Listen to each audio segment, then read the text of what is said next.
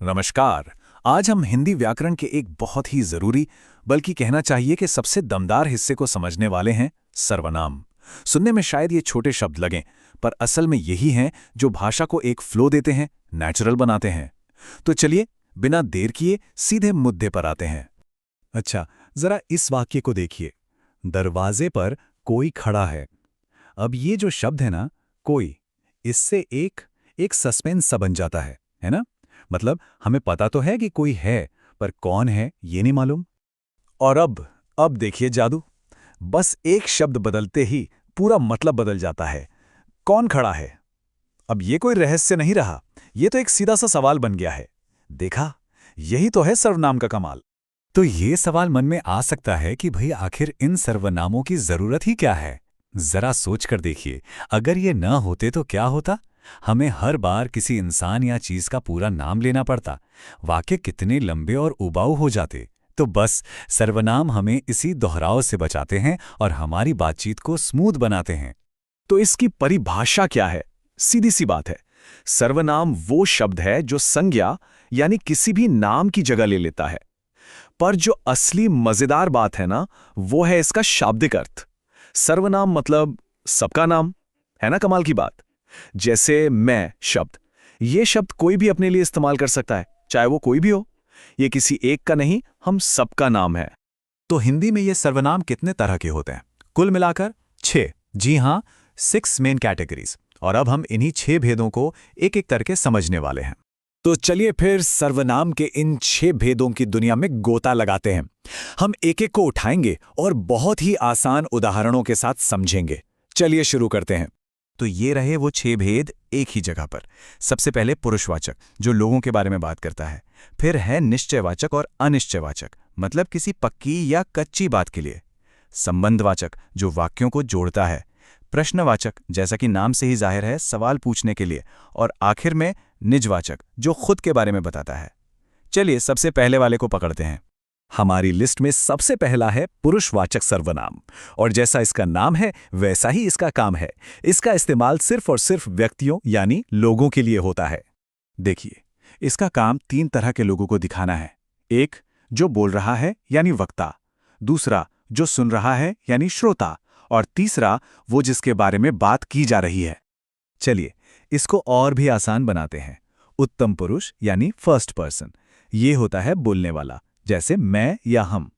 फिर आता है मध्यम पुरुष यानी सेकंड पर्सन, जिससे हम बात कर रहे हैं, जैसे तू, तुम या आप।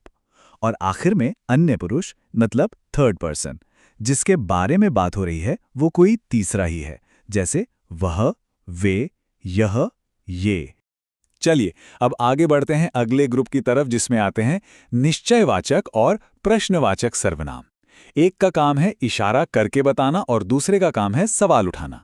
तो निश्चयवाचक सर्वनाम क्या करता है? ये किसी पक्की डेफिनेट चीज या इंसान की तरफ इशारा करता है। अगर वो चीज पास है तो हम बोलेंगे यह या ये। जैसे यह मेरी कार है, बिल्कुल साफ है कि कौन सी कार। और अगर वही चीज दूर हो तो हम इस्तेमाल करेंगे वह या वे, जैसे वे बच्चे खेल रहे हैं। और प्रश्नवाचक सर्वनाम, अरे ये तो सबसे आसान है। इनका काम तो इनके नाम में ही छिपा है, प्रश्न पूछना। कौन, क्या, कहाँ, ये सब। जैसे इस वाक्य में तुम क्या खा रहे हो, यहाँ क्या शब्द सीधा सीधा एक सवाल पूछ रहा है, जानकारी मांग रहा है। हमारी लिस्ट में अब आगे हैं संबंधवाचक और अनिश्चयवाचक सर्वनाम। एक कनेक्टर का काम करता है और दूसरा थोड़ी अनिश्चितता दिखाता है।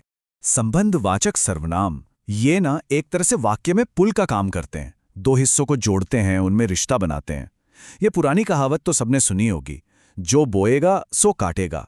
देखिए कैसे जो और सो ने 2 बातों को एक दूसरे से जोड़ दिया है।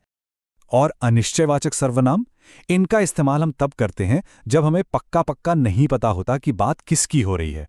जैसे पानी में कुछ गिर गया है, अब क्या गिरा हमें नहीं पता, बस इतना पता है कि कुछ गिरा है। या फिर वही पहला वाला उदाहरण, दरवाजे पर कोई है, कौन है नहीं पता, बस कोई है। और लीजिए हम आ गए हैं अपनी लिस्ट के आखिरी प्रकार पर, जो है निजवाचक सर्वनाम। ये बड़ा दिलचस्प है। इसके ठीक बाद हम सब कुछ एक बार फटाफट दोहराएंगे। निजवाचक सर्वनाम, निज का मतलब ही होता है अपना या सेल्फ। तो इनका इस्तेमाल बोलने वाला अपने ही लिए करता है। जैसे मैं अपना काम स्वयं करूंगा, मतलब मैं ये काम खुद करूंगा, किसी और से नहीं करवाऊंगा। अपने आप या खुद भी बिल्कुल यही काम करते हैं। तो चलिए एक नजर में सब कुछ फटाफट रिवाइज कर लेते हैं। पुरुषवाचक यानी व्यक्ति, मैं, तुम, वह।